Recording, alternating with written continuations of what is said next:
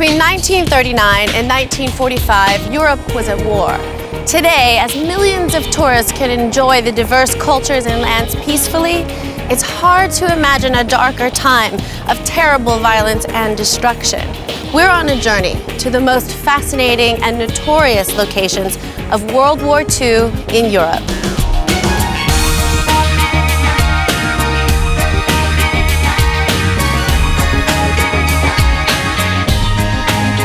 In this Globe Trekker special, Ian Wright, Adela Ukar, Estelle Bingham, Justine Shapiro, and I, Megan McCormick, visit many of Europe's key World War II locations, tracing Hitler's rise to power in Vienna and Nuremberg, and the road to war launched from Berlin. We follow the Allied Army's retreat to Dunkirk. Then at Fairford, we see historic aircraft from the Battle of Britain. Visiting battlefields in Crete, Tunisia, and Anzio, we're also at Utah Beach on the anniversary of the D-Day landings. Traveling to Dresden, controversially bombed to destruction with the end of the war in sight. Finally, at the infamous death camp Auschwitz, we reflect on the horrors of Nazi genocide.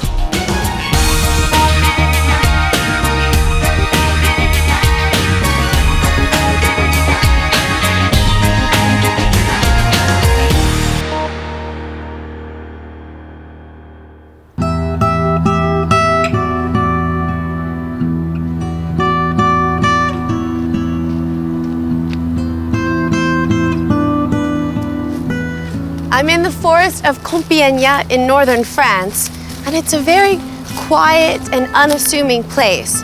But it was here that many people believe the seeds of World War II were sown.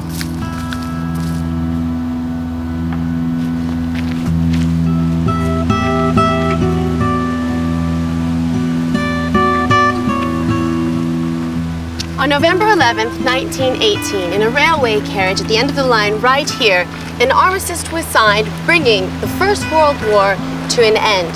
The terms were so punitive against Germany that the German people were left feeling embittered and humiliated.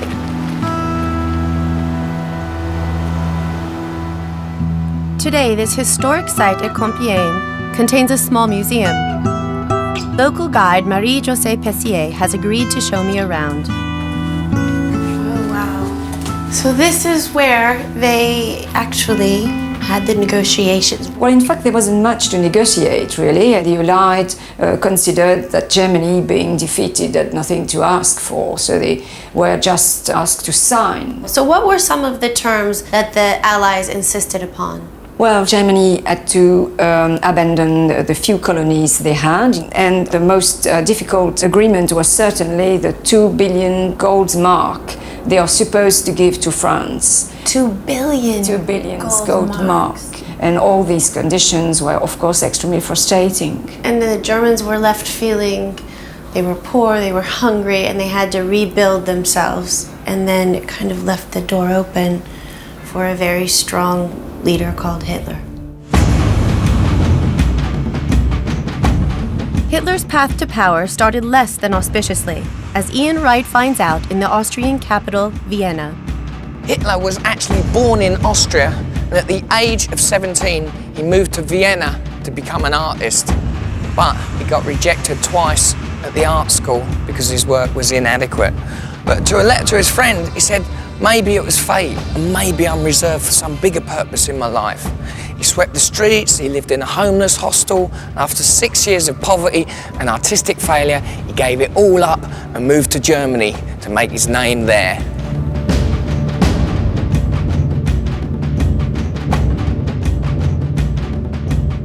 Impoverished Germany in the 1920s and 30s looked to Hitler and the National Socialist Party to return the country to prosperity.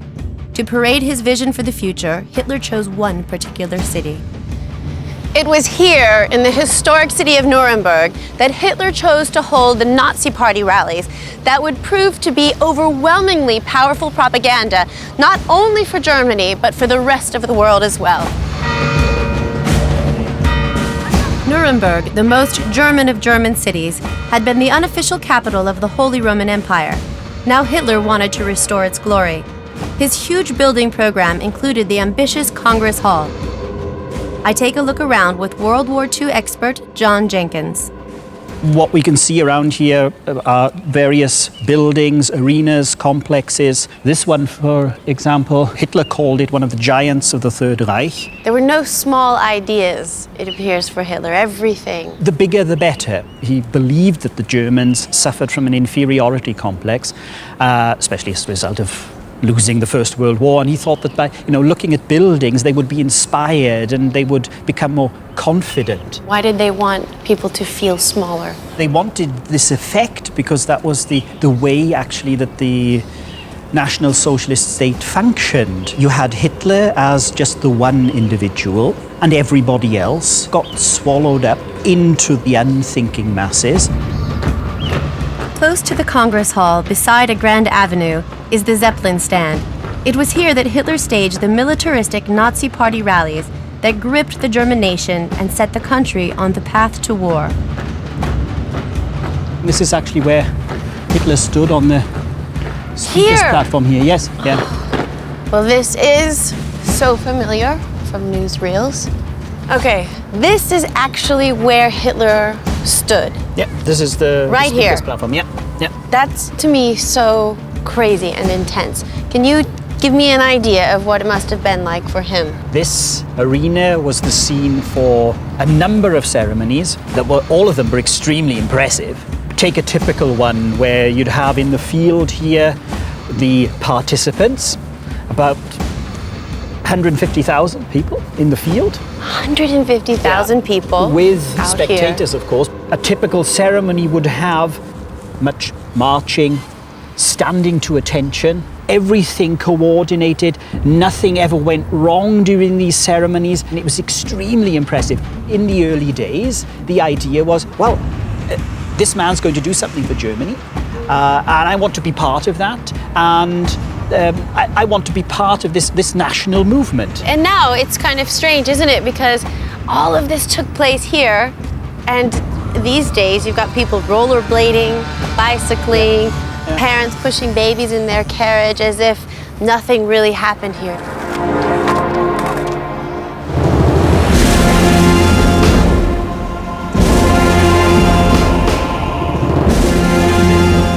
Vigorously rearming Germany as the rest of the world turned a blind eye, Hitler made plans for a vast empire. First came the Anschluss, the longed-for union with German-speaking Austria in 1938. Ian Wright is back in Vienna at the Neuburg Palace. The next time Hitler came back to Vienna was in 1938, but this time he was at the head of the German army.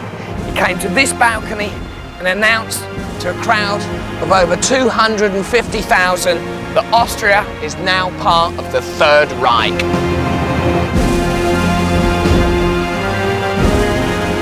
The Third Reich's expansion continued unabated. The Sudetenland was annexed in October 1938, followed by the rest of Czechoslovakia in March 1939. Reluctantly, Britain and France agreed that if Poland was next, they'd declare war.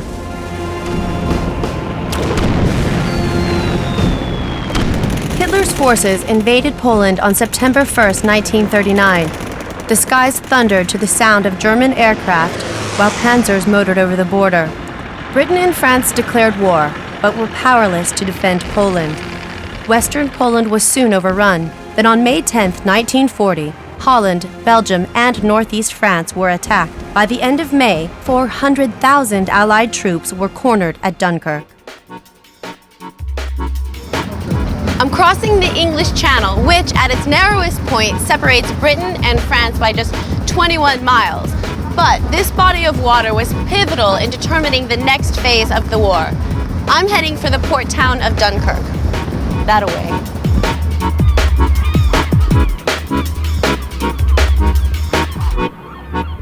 The successful evacuation of hundreds of thousands of Allied troops from the beach at Dunkirk was crucial to Britain's ability to fight on.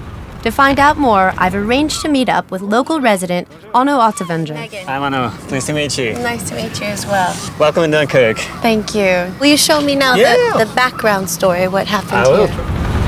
The Allied troops were like sitting ducks on the beach, under heavy attack from the German Luftwaffe. But remarkably, more than 330,000 soldiers were safely evacuated across the English Channel aboard a flotilla of large and small ships. More or less, how long did the evacuation last?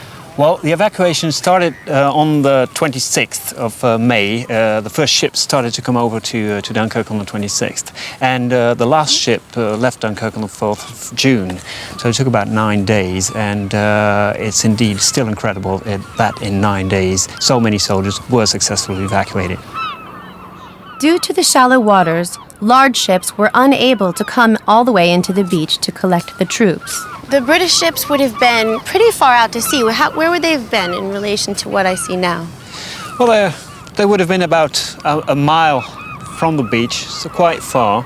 That's where you see the yachts. The soldiers, of course, had to be taken off the beach by rowing boats, and also by what we call the little ships, private ships that came to Dunkirk to pick up soldiers. The soldiers who were standing on the beach were witnessing their comrades heading out to get on the ships, but they didn't know what was going to happen because they were seeing the ships being bombed, right? Yes, exactly. Especially for the Germans, the ships were easy targets. They would sink the military ship, but at the same time they would kill many, many soldiers. So even if they had survived to this point and survived making it to the ship, they still had no idea if they would even make it back.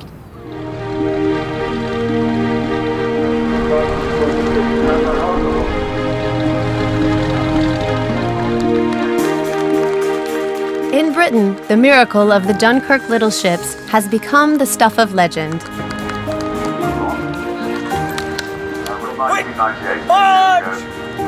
These are the standards of the Dunkirk veterans. Peter Rolt. Every summer, the well-heeled boating community of Henley-on-Thames holds a traditional boats jamboree, and pride of place goes to the few surviving Dunkirk little ships. It's an opportunity for Dunkirk veterans and boat owners alike to reminisce. Dunkirk itself was a complete and utter defeat, and the miracle about it was so many of us got away.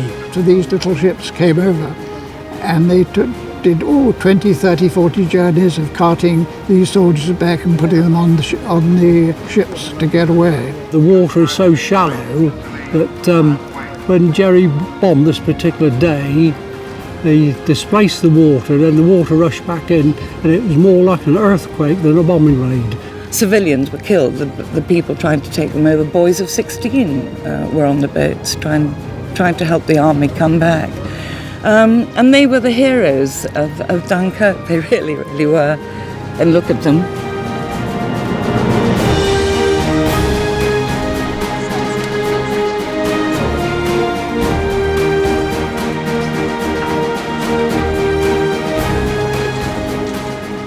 So she probably carried 30 or so troops herself. But everyone counts, really. She's the last surviving launch that went to Dunkirk in 1940 to take the men off the beaches. If it wasn't for those 350,000 people who got back, they could never have built up the British Army that eventually was the backbone of the fighting all over the world. And how lucky we are to have a freedom of our land, which we wouldn't have if it hadn't been for the effort that these people made.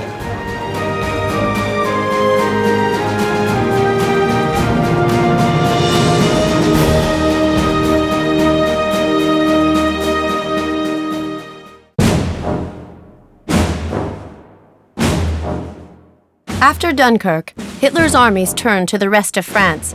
The government, having fled from Paris to Vichy, quickly surrendered. Less than 3 weeks after the fall of Dunkirk, the Germans and the French once again found themselves seated across from each other in the very same railway carriage where the armistice that ended World War I took place. Hitler chose this very intentionally as a humiliating swipe at the French. In conquering France in just 6 weeks, Hitler had achieved what Germany had failed to do during the entire 4 years of the First World War. Britain was now his next target. With Britain protected from the German army by the English Channel, the attack came from the skies. But Hitler hadn't reckoned on the strength of Britain's air force. I've come to Fairford Air Show in the south of England to see the aircraft that won the Battle of Britain. Squadron leader Al Pinner is today in charge of the Royal Air Force's remaining fleet of World War II airplanes. It's the Hurricane, right? Absolutely, this is the Hurricane.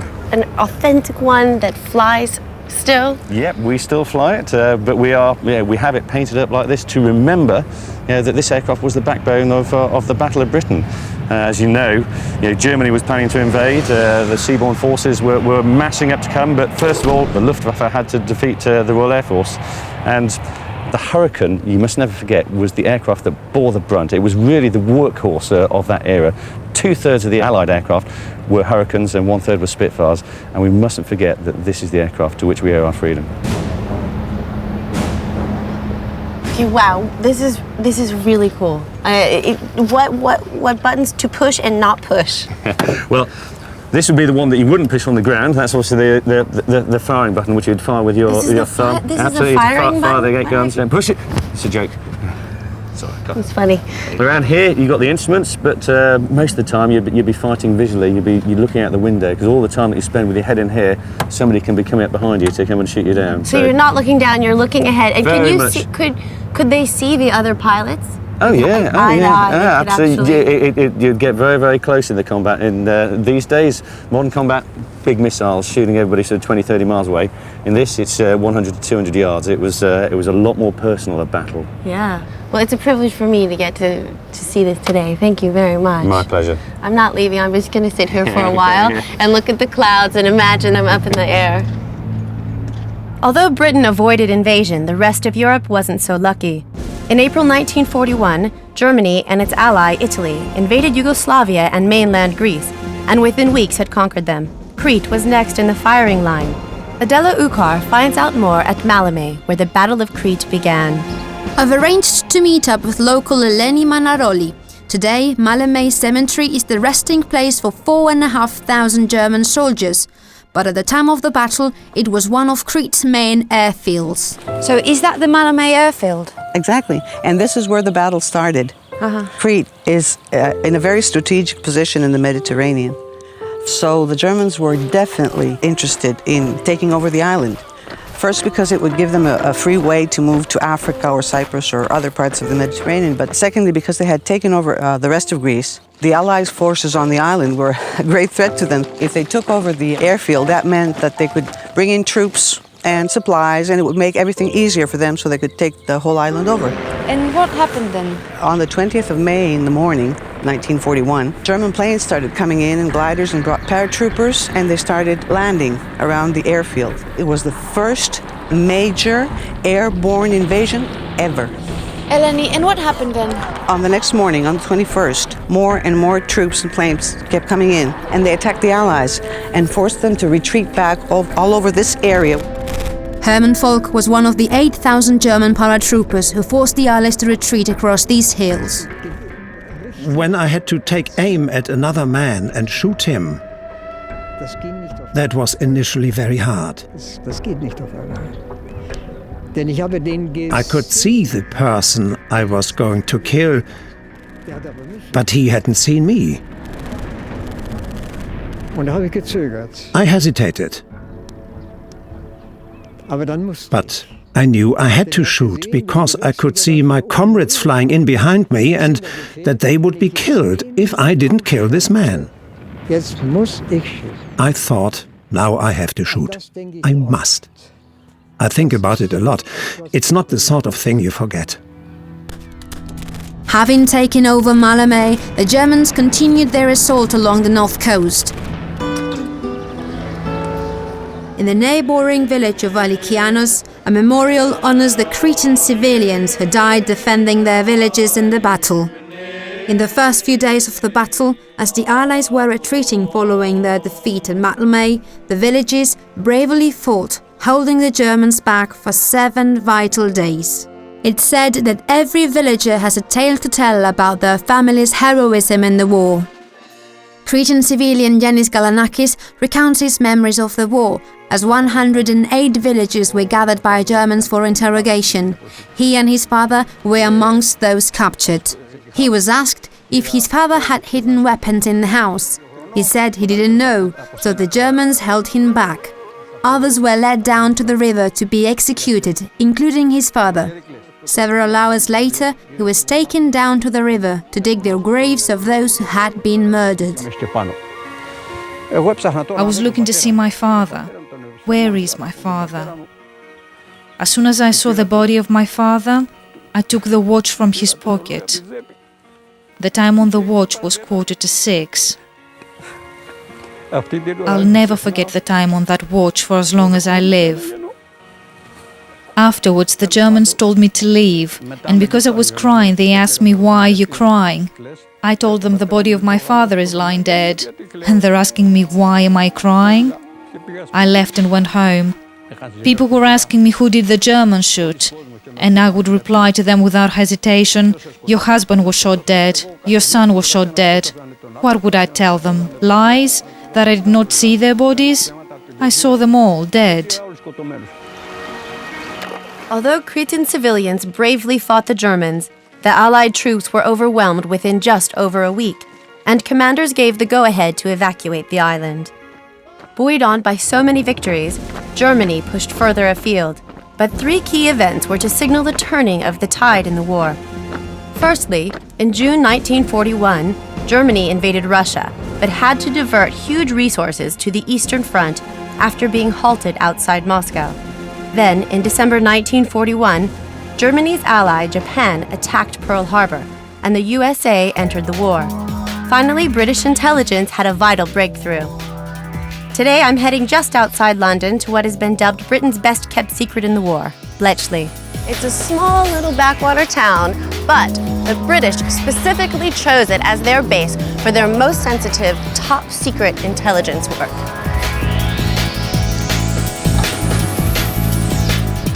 Today, Bletchley Park is open to visitors, but it wasn't until the 1970s that the government even acknowledged its existence.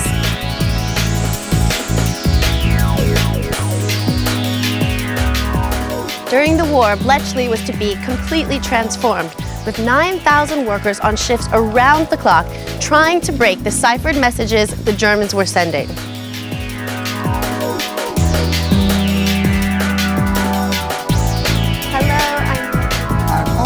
Oliver Lawn was one of Bletchley's codebreakers. Like many codebreakers, Oliver was recruited from Cambridge University. A mathematics graduate, it was hoped he could turn his skills to the war effort. This is Block D, where the Enigma codes were broken. The codebreakers were tasked with deciphering the encoded messages the German military sent each other with their sophisticated Enigma machines. The British had gained replicas of the machines and some code books, which, with the help of cryptographers like Oliver, gave them the chance to break the Germans' daily codes. And this is it. This is an actual Enigma machine. This is an actual German Enigma machine, which was used for decoding messages by the German Army and the German Air Force. There are 150 million ways of setting the plugs, the wheels, and certain features of the wheels. So each day we have one of 150 million to find. I can't imagine the satisfaction of that, because of the possibilities were so great, and you're just there, and then suddenly, I got it! Yes. You suddenly found that you started decoding these letters, and it started being German and not gibberish. Mm-hmm. So, within the context of the war at large, how much do you think, the Enigma machine and all that you produced affected outcomes? Well, the historians who wrote up the history of the war afterwards, they reckoned that the war was shortened by about 2 years because of the information that came from codebreaking. Although the work undertaken at Bletchley was key to the war effort, With so many young people on the premises, there was also room for romance. Oliver met his wife Sheila at Bletchley Park, where she was working as a translator. Can you remember the moment you first saw one another? I came in 1940 and I joined one of the clubs, the Scottish Reel Club. Well, I can remember very distinctly seeing this dancer, and I saw his very attractive footsteps and dancing. I thought, that is interesting. So did you know what one another did? No. We didn't know what each other did because we could only talk to the people in our own section about work. So I never knew what Sheila did, and Sheila never knew what I did until 35 years later, when we were able to talk about our work. What? And we did talk about our work then. 35 years you kept 35 this secret. That was because the Official Secrets Act meant that you hadn't got to talk to anybody about what you were doing. You never talk to anybody outside your own particular field. And you maintained that for 35 years. And then one day you said, I was an Enigma code breaker. I was a translator. It's an incredible story. It's a great war story and a great love story. Yes. Thank you. And the love still exists. Oh, I'm gonna cry! The Germans never did guess that the Allies had broken their secret codes. The intelligence gained was key to victory in many battles, such as the D-Day landings in France and El Alamein in Egypt. Control of the Mediterranean coast of North Africa was a vital part of the European theater of war, and victory over Rommel at El Alamein in November of 1942 was a major turning point in the war. From El Alamein, Rommel's Africa Corps were forced to retreat west along the Libyan coast. Until cornered in Tunisia, they made their last stand at Mareth, where we catch up with Ian Wright. It was on this site in the Second World War where Adolf Hitler's top field commander, Rommel, chose as his last stand against the Allied forces that were closing in on him. And even like today, just walking up there, you get a real sense this whole area has been like obliterated. It's been bombed to smithereens. There's like craters everywhere, the rocks all shattered. And all around the ground, you find bits of shrapnel everywhere. Look.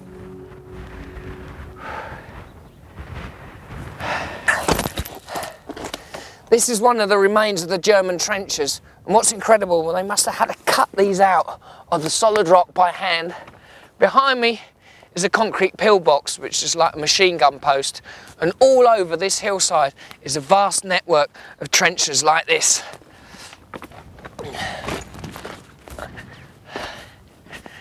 Just down from the hill are these bunkers, which are Rommel's actual command centre. This is where he lived and ran his campaigns from.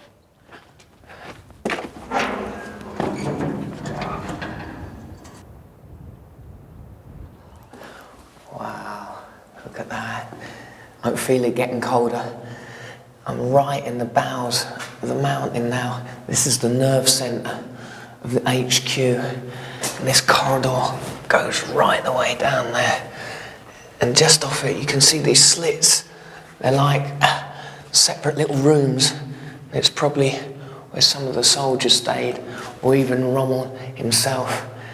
While the battle was raging above, he was probably getting a good night's sleep because he wouldn't hear a thing down here. The battle raged for weeks through the early part of 1943, but Montgomery's 8th Army eventually encircled Rommel's defensive line, spelling the end of the once mighty Afrika Korps. After the Allies took Tunisia, they turned to Italy. Landing in Sicily by the beginning of 1944, they'd pushed the Germans back to Monte Cassino. To outflank them, the Allies landed at Anzio, as Estelle Bingham finds out. Anzio was to become the site of one of the most important landings in the Second World War. Down south, the Allied troops were having real problems getting past those German lines, so they decided a bit of a sneaky move was in order. They came up round the back and landed here in Anzio. As a tactical manoeuvre, it was a major result. The Germans were taken completely by surprise, and the operation was a massive success. With Allied successes in Africa and Italy, it became clear that Germany and its allies were heading towards defeat. That said, the Allies still had a lot of work to do to actually bring the war to an end. They had been planning their strike back against Hitler on mainland Europe ever since they were forced to flee at Dunkirk. The long-planned Allied invasion of occupied France finally took place in June 1944. Justine Shapiro heads to the coastline where the troops landed. The liberation of France began on the 6th of June, 1944, when the Allied forces landed on 5 designated beachheads codenamed Sword, Juno, Gold, Omaha, and where I'm standing now, Utah Beach. There's no central D-Day museum. All the sites and memorials are spread out over 50 miles of coastline. So if you want to see it all, you can rent a bike, you can rent a car, or you can luck out like me and meet a real nice French guy who just happens to own an authentic World War II American Jeep. Bonjour, Christophe. Bonjour, ça va? Oui, ça va bien. I start my D-Day tour just up the road from Utah Beach in the town of Saint-Mary-Église, the site of the dramatic American behind-the-scenes parachute drop the night before the D-Day landings.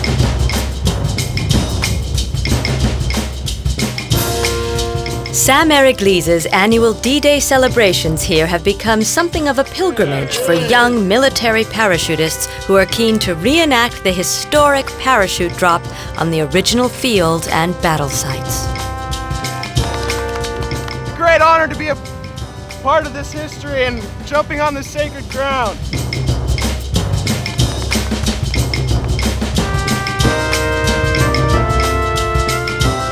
There's a story to tell at every beach and village along the coast. Pointe du Hoc is where U.S. Rangers scaled the cliffs under heavy gunfire. Pegasus Bridge was taken in a fierce battle by British glider troops. And of course, there are the memorials and cemeteries along the way, such as Colville-sur-Mer, the American cemetery. It's just like a pilgrimage to come here and just have a moment to reflect on what we owe these brave guys who just, when that ramp went down, they jumped into the jaws of hell. It's been very, very moving, and to come here and see it actually and touch things, you know, it's, I can't tell you how I feel. From the Normandy beachhead, the Allies gradually liberated all of France, until, by the end of 1944, they were at the borders of Germany itself. To support the advance, the strategic bombing of German cities by American flying fortresses and British Lancaster bombers was key. Only 2 flying Lancasters survive today, and I'm back at Fairford in the south of England to find out more. Hey Miles, I'm Megan. Hi. I understand you're the man to tell me about the Lancaster bomber. Yes, certainly. Can we start with this? This is the bomb bay. This is the whole purpose of the airplane. The aircraft was designed to take as many bombs as possible. Can I see inside? Certainly, yeah, I'll take you there. Thank you. Walk inside, just move slowly so you don't hit your head. Well, it looks much bigger from the outside than from the inside. It is, yes. Look at that. What is this on the right and the left? That's the belt feed for the rear gunner's gun, and it's where I believe the expression "given the full 9 yards" comes from, because I believe the length of the ammunition belt was 9 yards long, and if the tail end Charlie, as he was known as, the rear gunner, got a little bit sort of enthusiastic, he would give them the full 9 yards of ammunition, and that was him. Full 9 yards. That's him out of ammunition, yes. And here's the mid-upper turret position. That's where the upper gunner would be sat as well. And so this is the cockpit area. Obviously, oh well, now I can stand up. I can't imagine what it was like to be in this aircraft when it was actually in use during the war. Well, I just imagine probably being scared and then having anti-aircraft fire going off, flak hitting the aircraft, seeing fellow aircraft falling out of the sky, being shot at. And what happened down here? This looks, I'm not really sure what this is about. That's the bomb aimer's position. He was the man who aimed the aircraft and dropped the bombs when it was required. I imagine it was a very, very big decision he had to make. They just spent a good few hours in enemy territory, being shot at, being attacked by night fighters, etc. All that is to waste if you drop the bombs in the wrong place.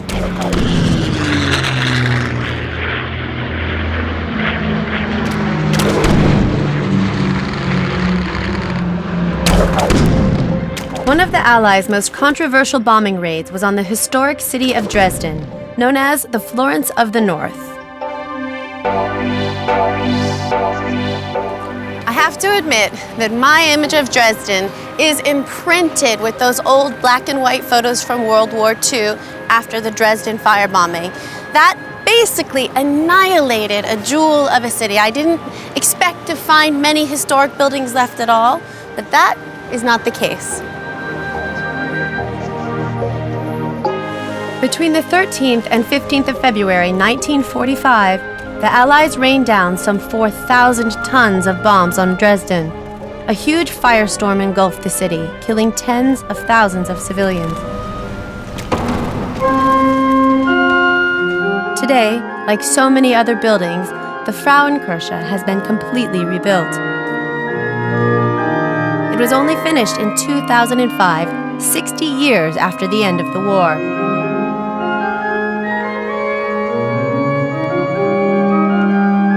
For the citizens of Dresden, the rebuilt church is a symbol of hope for the future. But for many older residents, the horrific events of the past aren't easily forgotten. Werner Hanich was a 16-year-old volunteer for the Red Cross, working at Dresden Central train station, passing out food and drink to the thousands of refugees seeking shelter there, when the first air raid sirens rang. At first, we heard the aeroplanes. We heard the bombs, a big explosion in the station. And we tried to bring all these people from the train in the safety. But many people couldn't reach the cellar. The whole building was shaking, yes. And all the people sitting in the cellar,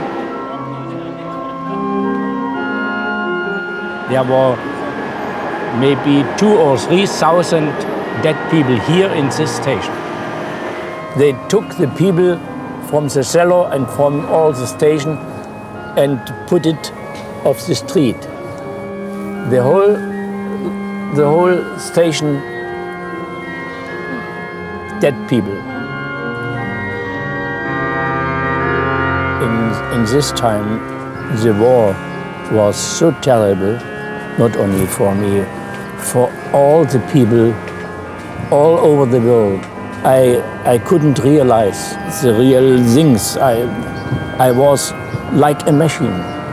I went to the army, I became a soldier, and I got the order to kill my enemies. But who are my enemies? The controversial attack on the city of Dresden, with its huge death toll of civilians, came just 12 weeks before the end of the war, and debate still continues as to whether the bombing was in any way justified.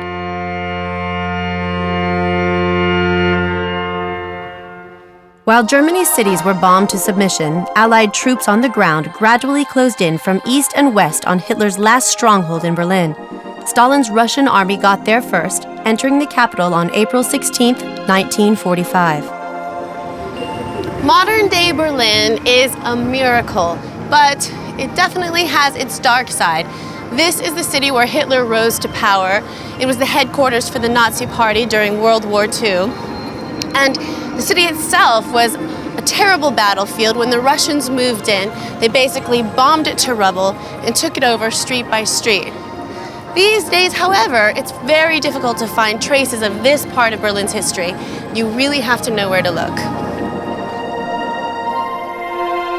First stop is the Reichstag, where I've arranged to meet up with historian Preston Mayer. Well, it is a very powerful looking building still to this day, and this is the Reichstag. Reichstag, Reichstag. Yep. The Reichstag building, Germany's House of Parliament. This building is where Hitler really seized power here in this country. He became the chancellor in 1933. Late in World War II, Joseph Stalin declared this to be the ultimate symbol of Nazi Germany. And then when the Russians arrived in Berlin, it became a very specific spot of conquest. It was a symbol. Both sides took it as a symbol for Germany. The Soviets did conquer the building. They got a flag flying on it on April 30th, 1945, but the fighting continued in the basements all the way until the 2nd of May. The Soviets lost over 2,500 men attacking this one building. The Germans lost over 2,500 men just trying to defend it.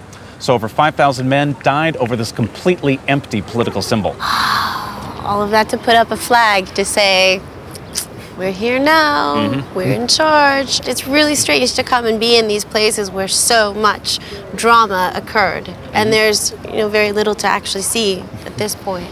There's not too much to see if you look right at the building, but there's quite a bit to see here right nearby. Like just over here is a memorial for members of parliament who were murdered by the Nazis. Let's go. As chancellor, Hitler ensured his position would remain unchallenged by getting rid of those who opposed him. Each slab represents one of 90 murdered members of parliament.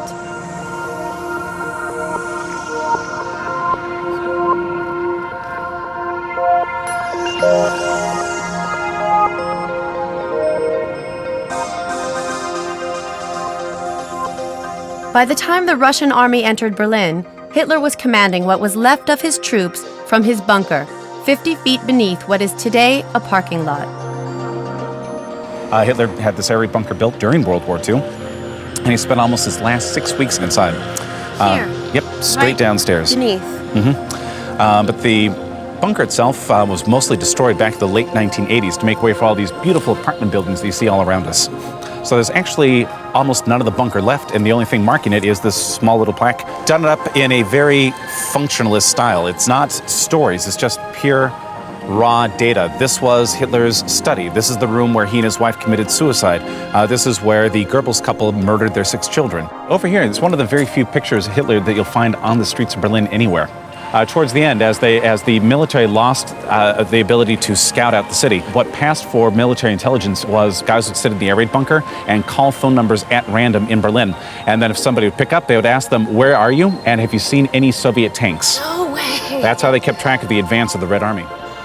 Following Hitler's suicide, Germany finally surrendered to the Allies on the 8th of May, 1945.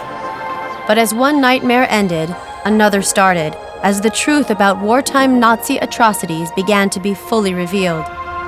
Today, Berlin's Holocaust Memorial remembers the 6 million Jews who were exterminated by the Nazis during World War II.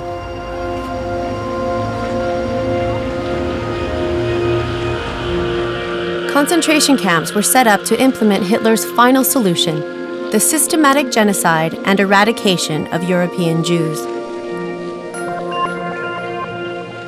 Many of the former Nazi death camps can be visited today, including the most infamous, Auschwitz-Birkenau in Poland, where Justine Shapiro is headed.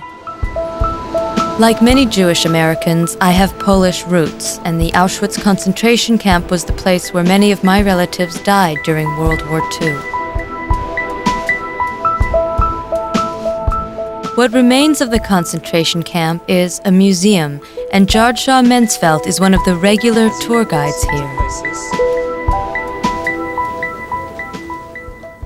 What kinds of reactions do you get from the visitors? It's the whole range, I would say, from total indifference to people all breaking in tears. And most often, on the average, just people are shocked. That's true. Some of them cry, especially when seeing the baby clothes or the suitcases with the birth dates. Who comes here? Are they mostly survivors, and what kinds of people? No, there are not so many survivors. Just, I would say, people from all over the world. 7 tons of the human hair were found by the Soviets and was sold as raw material. 2 pounds of this cost half a Reichsmark. It was a real bargain. And what was made with the hair, we can see here in the showcase, was a hair cloth. As a fabric, it is a very good one, resistant and so on. The only problem is that, well, it was made from humans. Otherwise, well, very good for mattresses.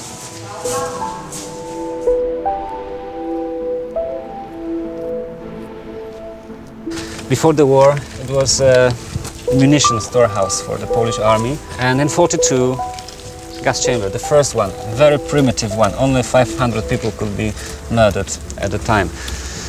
In 43, Birkenau was ready, so they stopped cremating and gassing here, and everything went there. Birkenau was really something. That was an industrial level.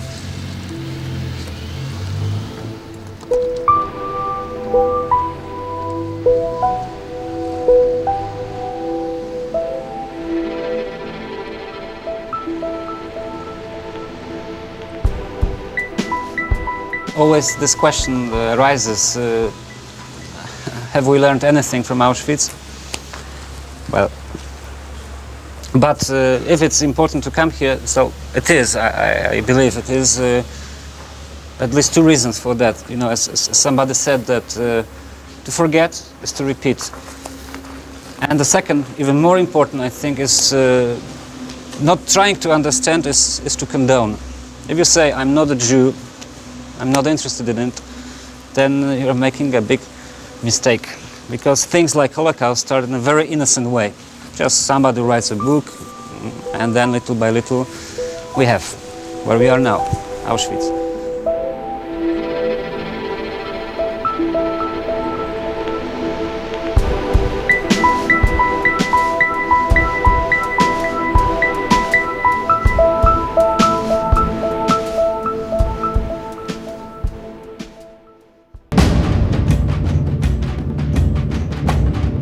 I'm back in Nuremberg, Germany, and have come to look around Courtroom 600 with John Jenkins. It was here that after the end of the war, Britain, France, the United States, and the Soviet Union put the surviving Nazi leaders on trial for war crimes against humanity. And this is the actual courtroom where the trials were held. Yes, yeah. It's more or less the same as it was. The whole world was watching this. It was That's true. The first time in history that leaders were tried for war crimes. Yes.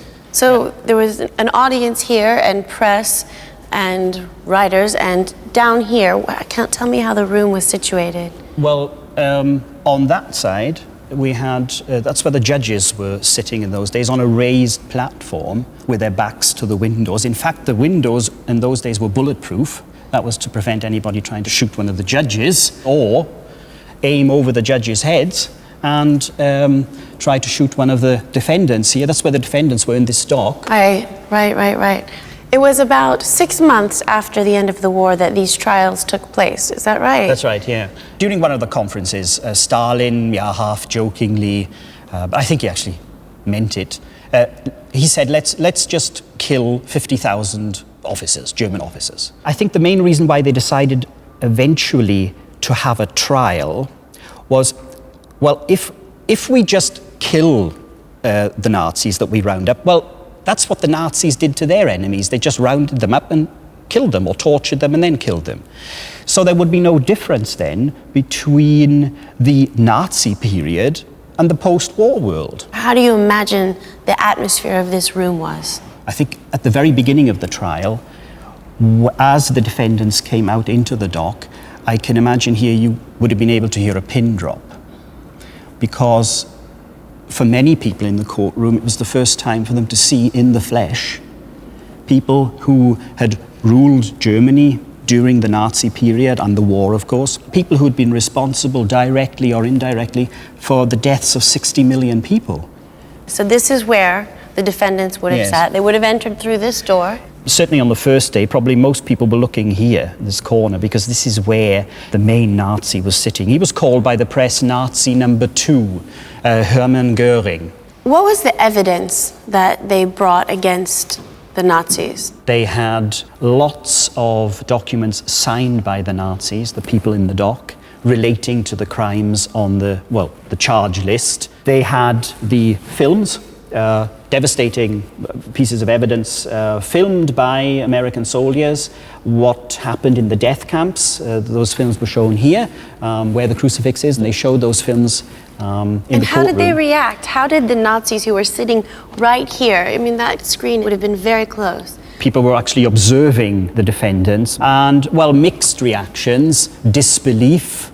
Goering denied right through to the very end that he knew what happened to the Jews. People were crying in the courtroom. There are some stories that people left the courtroom, they were vomiting in the restrooms, because nobody had seen films of this nature. Yeah, I can't imagine sitting here if you were, in the press or one of the witnesses, hearing all of that and seeing all of that, the extent to which how much suffering these people sitting here were responsible for. I don't know if I could have sat there and watched. I would have just been so sick by it. At the end of the Nuremberg trials, 12 defendants were sentenced to death, 7 to lengthy imprisonment, and 3 were acquitted. But just as Hitler had cheated justice by committing suicide, so did Goering by swallowing a cyanide pill.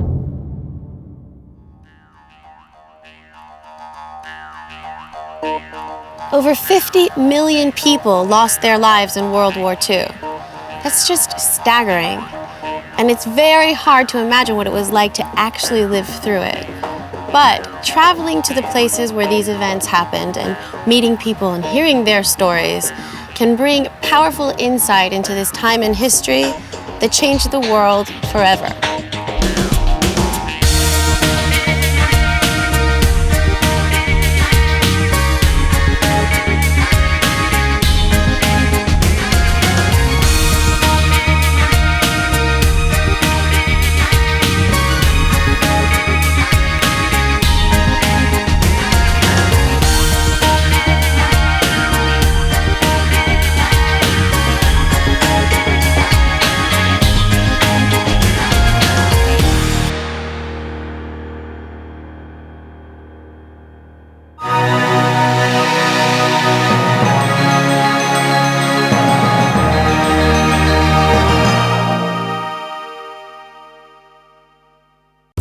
You can find out more about this series on our website. Programs from the Globe Trekker series are available on DVD and now on demand from globetrekkerchannel.tv. Music from the series is available on CD. You can also order the new Globe Trekker Annual featuring information on festivals, events, and outdoor activities.